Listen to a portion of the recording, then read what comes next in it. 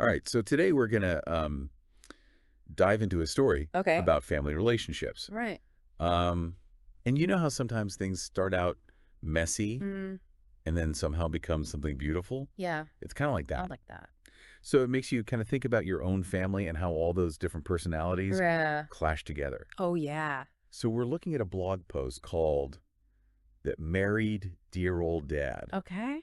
It's from a blog called the Einganeer's Line, Oh, gotcha. and the author is exploring some themes from his book Okay. called An Einganeer's Tale. Hmm. This post is a doozy. Interesting. He paints this picture of his wife struggling with a newborn baby Oh, wow. while he's away for work. Hmm. So he flies his own mother out to help. Oh, boy. And well, let's just say his mom and wife weren't exactly best friends at the beginning. That's tricky. What really got me was how the author owns up to being a mama's boy. Oh, And later he even reveals that he was the first in his family to go to college. okay. And his mom, probably dreamed of him marrying a college girl, Interesting. which he didn't. Yeah. What do you think it is about these in-law dynamics that are so relatable, Well, but often so tricky? it's fascinating how those early interactions can kind of lay the groundwork for years to come. Oh, You've got all these different personalities and expectations, Yes. and often like unspoken family histories, and Yeah. they're all colliding. Wow.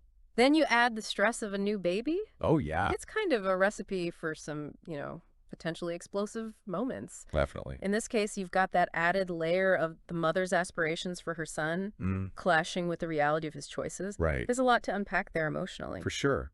It's almost like his mom had this blueprint for his life. Yeah. He veered off course. That happens.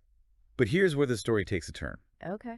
The author's wife starts to see how much he resembles his father. Hmm. And so instead of clashing with the mother-in-law, she starts to understand her. Okay. She even adopts some of her, Interesting. let's call them management techniques for dealing with her husband. Oh, wow. Pretty incredible. It is. What do you think was the catalyst for that? Well, I think instead of viewing the mother-in-law as a rival, the wife seems to be tapping into something powerful here. Okay. Empathy. Oh, wow. By recognizing the similarities between her husband and his father, Yeah. she starts to see the mother-in-law not as an antagonist, Right. but as someone who shaped the man she loves. That's amazing. It's a perspective shift that unlocks a deeper level of understanding, Yeah. and as the story unfolds, allows a genuine connection to form. The author actually describes it as a miraculous transformation. Really? I'm curious, in your work, have you seen examples of this kind of empathy Oh, yeah. being a turning point in difficult family relationships? Absolutely. Mm. We often come into family relationships with our own baggage and preconceived notions. Mm-hmm. It can be really hard to see past those initial judgments. Yeah. But when we make an effort to understand where someone's coming from, Right? to truly walk a mile in their shoes, Mm-hmm. it can be incredibly transformative. Wow. Not just for the relationship, Yeah. but for our own growth as individuals. It makes me think about those nature versus nurture debates. Oh, yeah. We tend to focus on how our parents' genes shape us. Right. But this story really highlights the power of learned behaviors. It's a fantastic illustration of that concept. We often underestimate how much we absorb from our parents, from their mannerisms to their conflict resolution styles. Totally. The author's wife, by recognizing those learned behaviors in her husband, Yeah. begins to grasp the profound influence his mother has had on him. That's huge. And through that understanding, she finds a path to connect with her. Wow. Not in spite of their differences, but because of them. And the story gets even more interesting. So remember how the author mentioned his wife using his mother's techniques? Well, he uses this phrase, Okay. imitation is the sincerest form of flattery, Right. to describe how this brought them closer.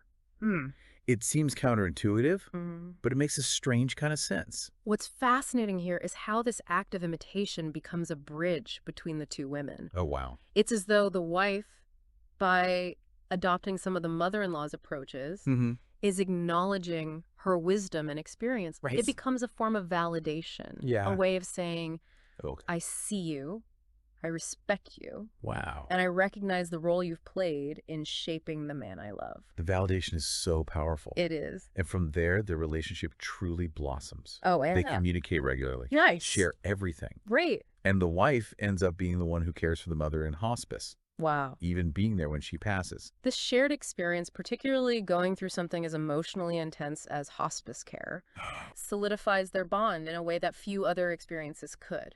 I bet. They're not just in-laws at this point. They're two women who've shared profound moments of vulnerability, Wow. grief, and love.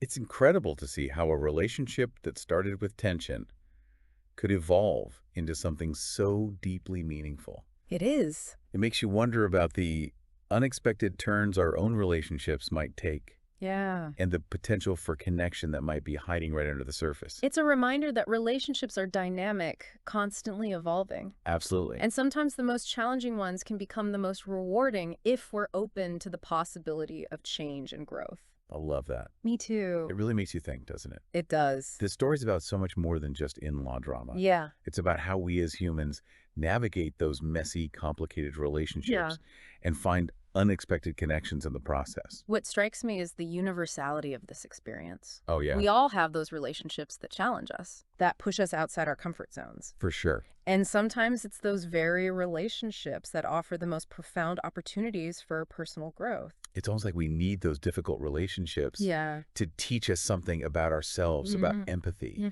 about letting go of our preconceived notions. Exactly. And this story beautifully illustrates how those lessons can unfold. It's not a smooth, linear process. Right. There's tension, there's misunderstanding, there's even conflict. Definitely. But through it all, there's a willingness to try to see things from a different perspective. Right. And ultimately to connect on a deeper level. And it all circles back to the author's book. Oh, yeah. An Einganeer's Tale. Right. It makes you wonder if this is just a taste of the kinds of personal stories and insights I think so. he explores in his writing. I'd say it's a pretty compelling invitation to dive into the book. Totally. It definitely makes me curious about the other stories he has to tell. And the connections he's drawn between his personal life and his work as an engineer. There's a real vulnerability in the way he shares this story. Absolutely. A willingness to expose his own flaws and family dynamics. It makes it all the more relatable. It does. I agree. And it speaks to the power of storytelling. Oh, for sure. By sharing our experiences, even the messy and uncomfortable ones, we create space for others to connect, to reflect on their own lives, and to realize they're not alone in those struggles. He doesn't shy away from the fact that he was a mama's boy, for instance. Right. It would have been easy to present a more idealized version of himself. Yeah. But he chooses honesty instead. That honesty is crucial. Totally. It allows us to see him as a flawed, relatable human being, navigating complex family dynamics. And it invites us to do the same, to embrace our own imperfections and the messy realities of our own relationships. The story really gets you thinking about the ripple effects of our actions. It does. And how one seemingly small change can have a cascade of consequences. I mean, if the wife hadn't started to see her husband through the lens of his upbringing, who knows how things might have unfolded. That's at a great point. Her willingness to step outside her own perspective, to see her husband's behavior as a product of his upbringing, rather than a personal attack, was a turning point. Definitely. It opened up a space for empathy, for understanding, and ultimately for a profound shift in their relationship. And not just in their relationship, but in her relationship with the mother-in-law, too. Right. It's like that initial act of empathy created this chain reaction of positive change. And it reminds us that we always have a choice in how we respond to challenging situations. Oh, yeah. We can choose to dig in our heels and perpetuate conflict, or we can choose to seek understanding and build bridges. For sure. This story is a powerful testament to the transformative power of the latter. It's also a testament to the power of shared experience. Especially in the face of adversity. That image of the wife caring for the mother-in-law in hospice, being there in those final moments, speaks volumes about the depth of the connection they forged. Absolutely. Shared hardship, especially when approached with compassion and vulnerability, can create bonds that are incredibly strong and resilient. I agree. It's as though they've gone through a kind of trial by fire together and emerged from it with a deeper understanding of each other and of themselves. It's fascinating how the author frames his story as his wife turning into his mother. Yeah. But as we've been discussing, it seems much more nuanced than that. Right. It's not about becoming someone else entirely. I agree. But rather about integrating aspects of the people we love into our own identities. I think that's a beautiful way to put it. We're not static beings. We're constantly evolving, absorbing, and adapting. Right. And the people we're closest to, especially those who challenge us, Definitely play a significant role in shaping who we become. It's a powerful reminder that we're all interconnected. Absolutely. That our lives are woven together in ways we may not always fully comprehend. And that those connections, even the ones that start out fraught with tension, can become sources of profound love, understanding, and growth. It's like that saying, you can't choose your family, but you can choose your friends. Right. But maybe there's some wisdom in thinking of our families like a chosen group of friends. Not in the sense that we like pick and choose who we love. Right. But in the sense that we actively choose how we relate to them. Okay. How we show up in those relationships. That's a really insightful way to frame it. Yeah. It shifts the focus from obligation to intentionality. Right. Instead of being bound by predetermined roles and expectations. We have the power to shape those roles. I like that. To redefine what family means to us.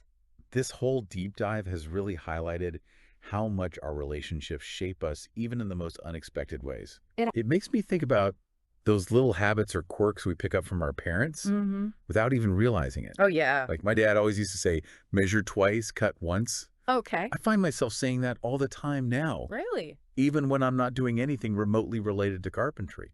Those little things can be so powerful. Yeah. It speaks to the unconscious ways we absorb and internalize the lessons and behaviors of those around us. Absolutely. And it's not always about mimicking exactly. Right. Sometimes it's about adapting those lessons to fit our own personalities and experiences. Exactly.